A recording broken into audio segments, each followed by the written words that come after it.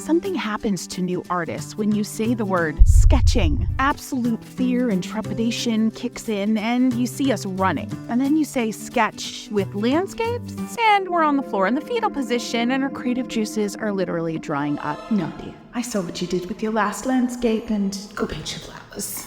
I was well into my 30s before I figured out how to map out a landscape composition. So today, if you stick around, I am thrilled to say I'm going to save you a solid decade of frustration that'll have you creating landscapes that you're really proud of quicker than you could have dreamed. Today, we're going to be using this book that I've had for a while, the Book of Earth. It is just so gorgeous, and I got it because of the color stories happening in here. However, there's some really cool landscape stuff happening as well. The cover itself is an example. Just gorgeous, simple landscapes, which are going to come into play really soon. So sketchy hack number 1, break down or map out your basic shapes. This is kind of an abstract landscape, but we can make it more recognizable if we recognize the basic shapes happening here. So kind of like a trapezoid here, follow the tip of my brush, an oval here. This is kind of like a half circle at an angle, follow the tip of my brush, okay? This is like an upside down triangle with a little bip on top. I don't know what a bip is, but you know what I mean. So let me show you what that looks like on the paper, translated from all of my gobbledygook words. So I'm going to start, we have that oval in the middle. We kind of have a trapezoid over here, right? Then we have that upside down triangle over here with a little boop, boopity-doop on top. There's another triangle over here. And then you've got kind of a half moon, half circle, right there. And there you have it, your other shapes. Now I've darkened up the first lines I created so you can really see what's going on here. But again, oval, oval, trapezoid, trapezoid, upside down triangle, and there's your kind of half moon shape. And you have a really great start to a more complicated landscape composition. Now here's another extra little tip. Don't press as hard as I did here to get this kind of intensity. This was just for showing you so you could see it better on screen. When you are mapping out your basic shapes, you want to be pressing very lightly. Let me show you that. So lightly that from a foot distance, you can't even see it. And the reason why? You try to erase these dark lines and make a correction, that line is not going to go away. So tell me in comments, have you tried the basic shape thing before? Has it worked for you? And if not, get into comments and let me know. Maybe I can help. Sketchy hack number 2.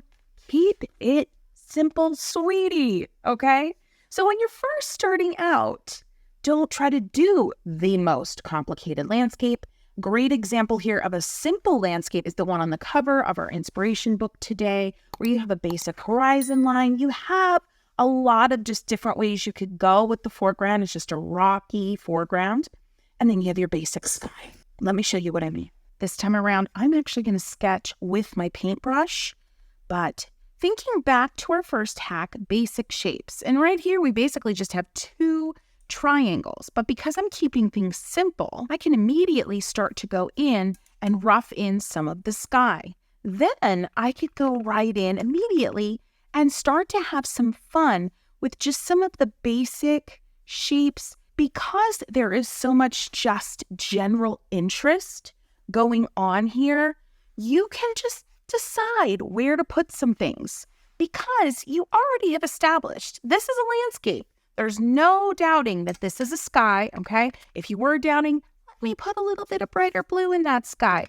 You're doubting no longer. A few simple sketchy strokes and you have your reddish horizon line so you know that this is a landscape. So now you can start just putting in some sketchy strokes, maybe some strokes that repeat each other because, you know, this is like red rock. You have all those fun little lines that repeat and repeat and repeat, right? You just add a few little simple strokes. And before you know it, I'm going to intensify up here at that horizon line specifically. You have a very simple, yes, but striking, moderately abstract landscape. But it's got a cool vibe and you're going to feel successful and happy about it. Sketchy hack number 3, the imaginary landscape. All right, you're probably like, wait a minute, what is she talking about? Yes, that's right. I want you to sketch something just from your imagination, something you remember. And if it comes out looking a little childlike, because you're probably thinking, well, that's the last time I did an imaginary landscape, who cares? So you have a horizon line. You have some type of something creeping up into the sky, mountains, rolling hills. Maybe you have a little fence, right? Just get it in there. Build this little imaginary world, and it's going to probably, yes, look a little childlike, but that doesn't matter. What matters is that you are getting increasingly comfortable with getting some things down on paper that came from your brain and came to life from your brain to your hand to the paper. It builds what we call muscle memory. And you don't have to execute something absolutely perfect to build your muscle memory. Let me get a little color on here so you could see how something is kind of simple, let's say simple, not childlike anymore, as this could evolve into a more evolved landscape. Purple here. And I am being very sketchy with my brush, just like I was being with my pencil. Let's get in some of the greens here. You're starting to feel it. You feel it? Do you feel it? Yes, it's simple, rudimentary, childlike, whatever you want to call it, but it's teaching you a ton. I do want to point out here something that's going to help you tremendously. That's atmospheric perspective. As things fade into the background, in your field of vision, things that you're seeing in the background, they appear more purple or more blue. And as things come in the foreground, in your front field of vision, closest to your body or eye, things tend to appear more yellow.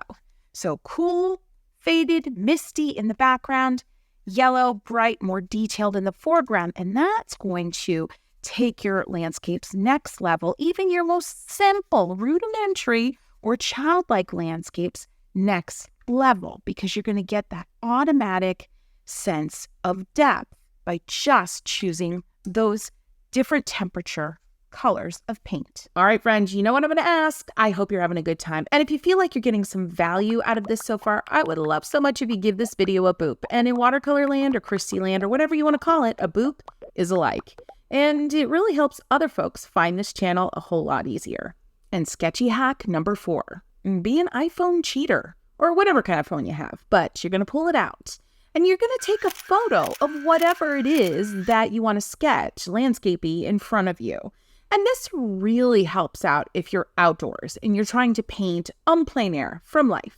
Because sometimes your eyeballs want to soak up too much of what's in front of you and your eyeballs get confused. So grabbing that snapshot, especially with the grid turned on, can be so helpful to get your eyeballs to see what it is they really need to see and to eliminate the rest. So once you snap this simple photo, you can then pull it up in your gallery, take a look, and start to imagine how to break down or map out those basic shapes we talked about at the beginning of today's video.